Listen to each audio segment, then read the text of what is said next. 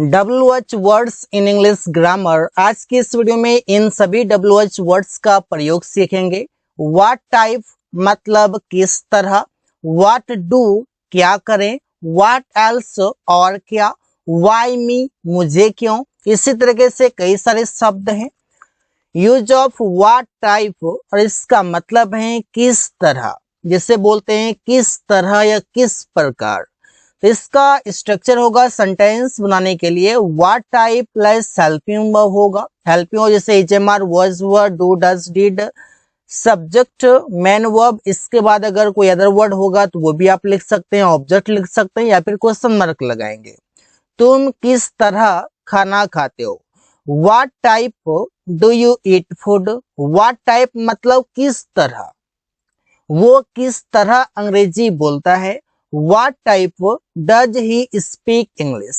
किस तरह से मतलब है कि कोई भी काम करने के वे पूछा जा रहा है, तरीके पूछे जा रहे हैं कि किस तरीके से कोई काम करते हो, तो वहां पर आप इसका प्रयोग कर सकते हैं।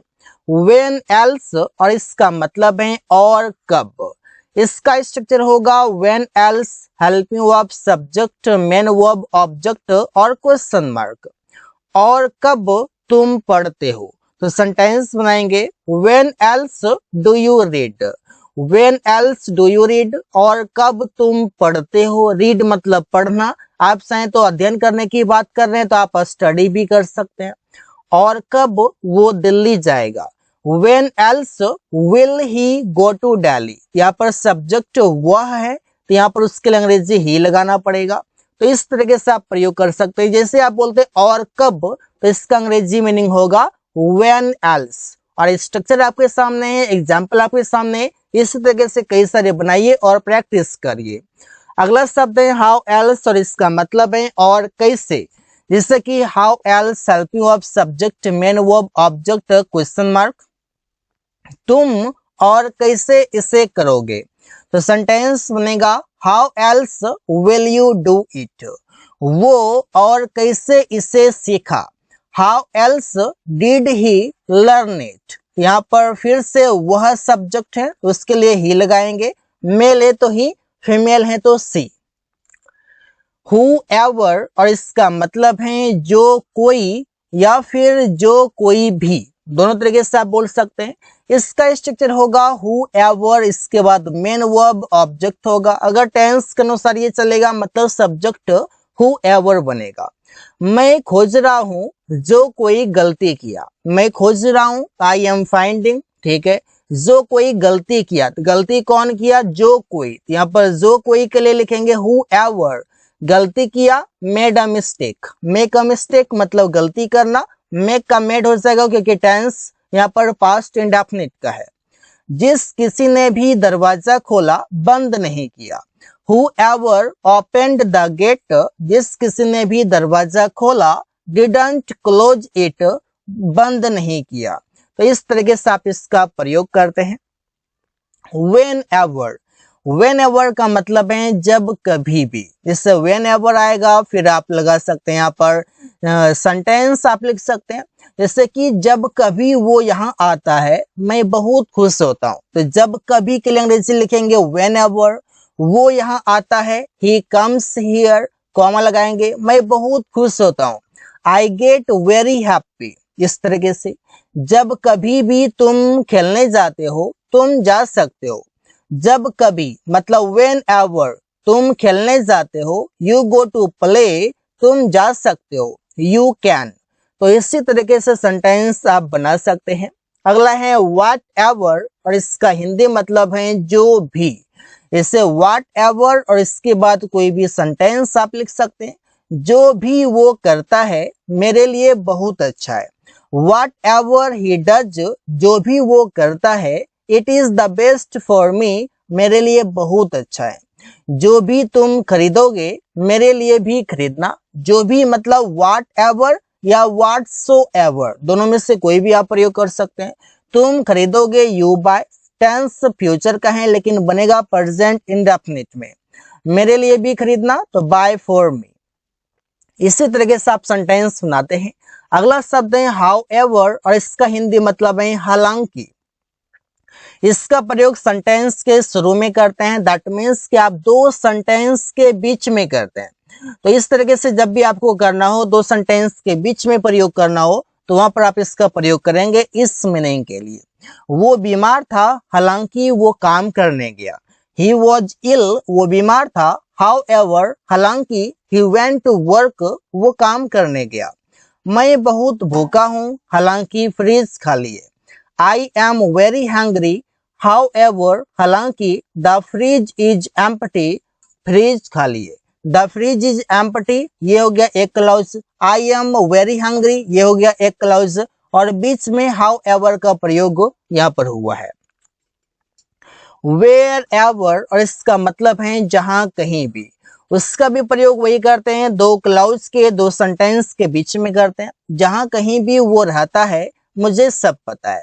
Wherever he lives, जहां कहीं भी वो रहता है। I know everything, मुझे सब पता है।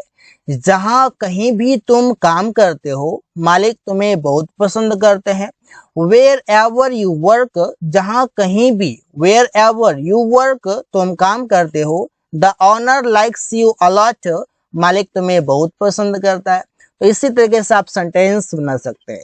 अगला शब्द है whichever, जो बताता है जो भी, मतलब किसी वस्तु के लिए प्रयोग होगा। जो भी मोबाइल तुम्हें पसंद है, whichever मोबाइल you like, जो भी मोबाइल तुम्हें पसंद है, buy it, उसे खरीद लो।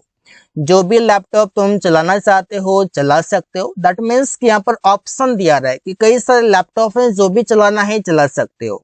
तो whichever laptop you want to operate, जो भी लैपटॉप तुम चलाना चाहते हो, यू कैन, तुम चला सकते हो। इस तरीके से प्रयोग करते हैं। अगला शब्द है हाउ, और इसका मतलब है कैसे। एकदम बेसिक सा वर्ड है, कैसे, तुमने यह कैसे किया। How did you do it, tense जैसा रहेगा उसी तरीके से बनेगा। How helping of subject, main verb object question mark.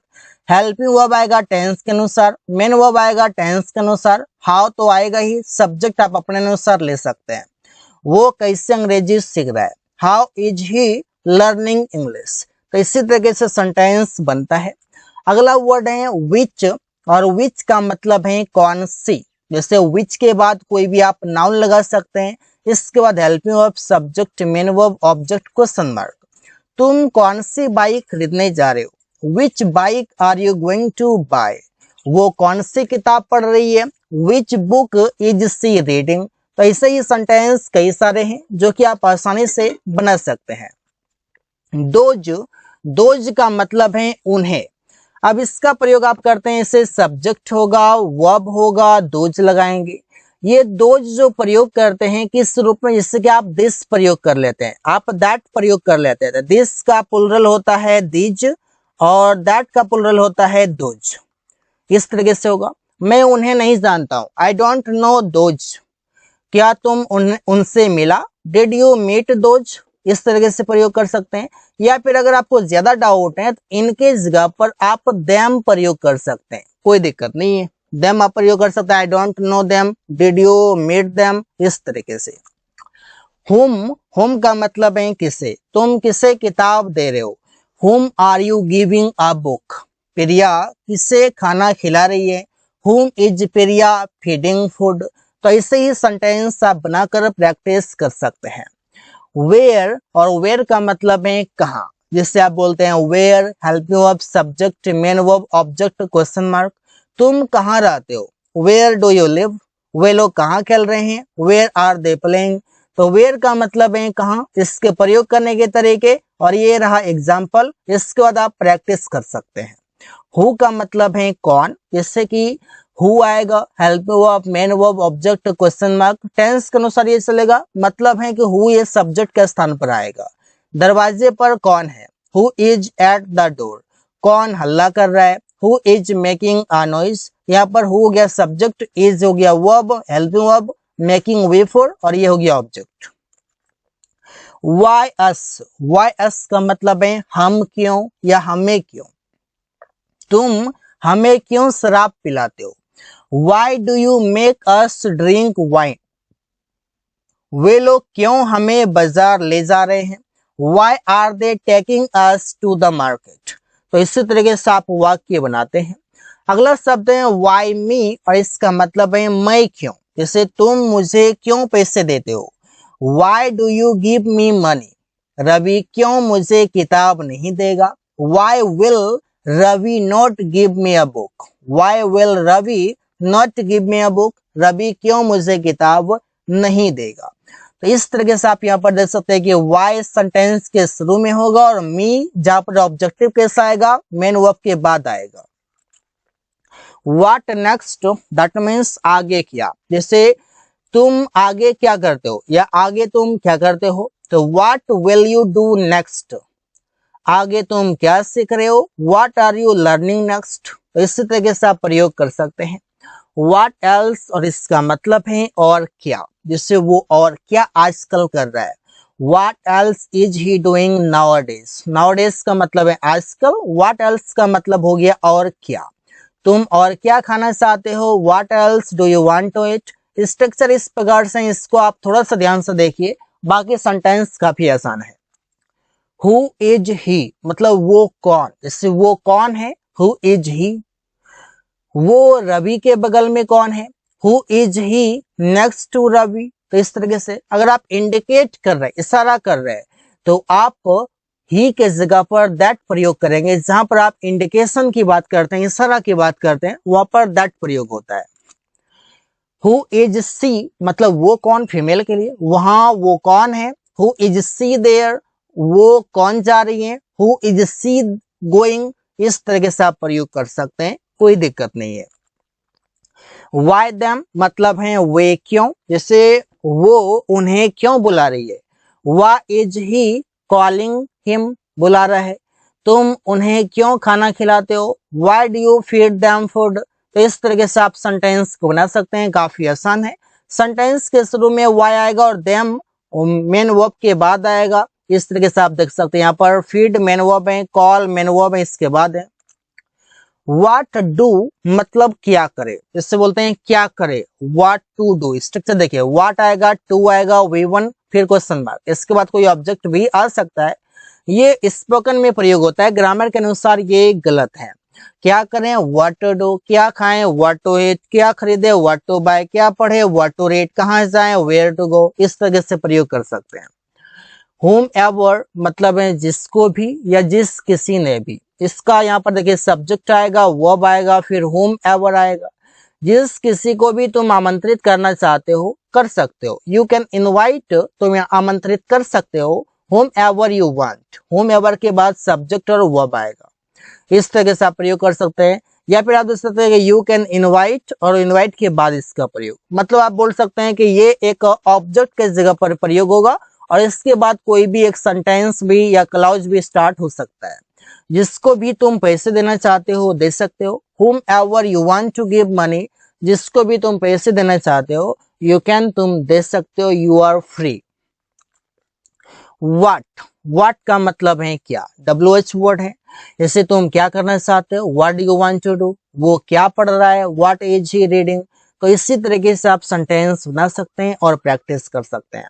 अगला शब्द है when, और when का मतलब है कब। he is talking about time, जैसे कि तुम कब बाजार जाओगे, when will you go to market। Ramesh कब खाना खाया, when did Ramesh eat food। यहाँ पर स्ट्रक्चर आप देख सकते हैं और सेंटेंस आप आसानी से बना सकते हैं। So guys, thanks for watching. That's all for today.